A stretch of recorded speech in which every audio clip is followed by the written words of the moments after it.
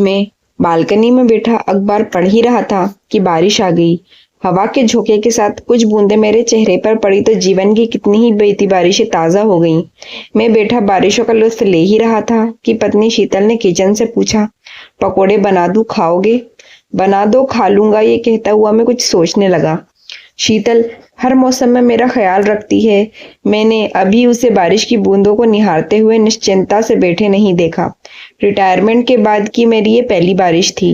नौकरी की व्यवस्था के बीच मैंने कभी ये सोचा ही नहीं कि शीतल घर पर कितना कुछ करती है। मौसम के हर बदलाव तो उसके हाथों से बनी रसोई से ही होते हैं। हर मौसम में मैं सबका ख्याल रखती थी। बारिश का आनंद लेता मैं सोच रहा था कि क्या ये बारिश सिर्फ मेरी है, उसकी नहीं।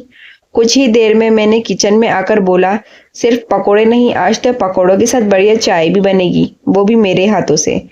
हैरानी भरी निगाहों से शीतल ने मेरी ओर देखते हुए बोली, तबीयत तो ठीक है ना आपकी शुक्ला जी? आप और चाय? आज तक पानी भी उबाला है आपने? नहीं उबाला तो क्या, जब जागो तब सवेरा।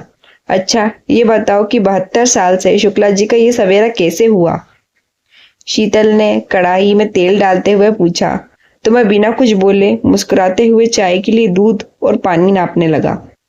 कुछ ही देर में अमेरिका से राहुल बेटे का फोन आया तो शीतल बात करती हुई बाहर लिविंग रूम की ओर चली गई। राहुल, तेरे पापा को आज न जाने क्या हो गया है। किचन में कामों में मेरा हाथ बटा रहे हैं। क्या बात कर रही हो माँ? पापा और किचन में? शायद फोन की उस तरफ से राहुल ने कुछ ऐसा ही कहा। तभी तो शीतल आगे बोली, आज बड़े बदले बदले लग रहे हैं तेरे पापा। कह रहे हैं कि मौसम जब साल में इतनी बार बदल सकता है तो हम इंसानों को कम से कम एक बार तो खुद को बदलना ही चाहिए। शीतल अपने बेटे से बात करती रही। वहां उनकी बातें लंबी चलती रही और यहाँ मेरे हाथ तेज चलते रहे। जब तक शीतल किचन में वापस आई तब तक मैंने पकोड़े के लिए प्याज, पालक, हरी मिर्च, हरा धनिया सब काट लिया था।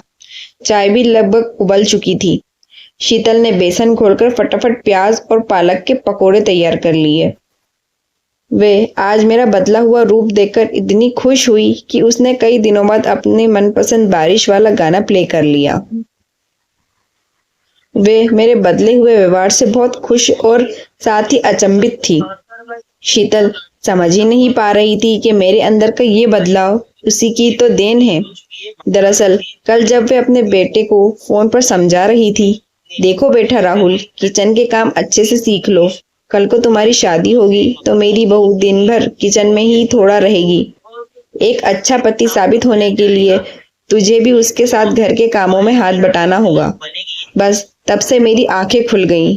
आखिर मुझे भी तो शीतल के लिए अच्छा पति साबित होना चाहिए और संतानों में भी वही करती है जो उनके माता पिता करते हैं। यही सोचता हुआ मैं YouTube पर पनीर की सब्जी की विधि देखने लगा। बाहर खुशनुमा सी बारिश हो रही थी, पर शीतल के चेहरे का शीतलपन देखकर लग रहा था कि उसकी खुशनुमा बारिश तो आज पहली बार हुई है। अगर आपको ये हमारी कहानी अच्छी लगी हो तो हमारे चैनल को सब्सक्राइब करें, लाइक करें और शेयर करें।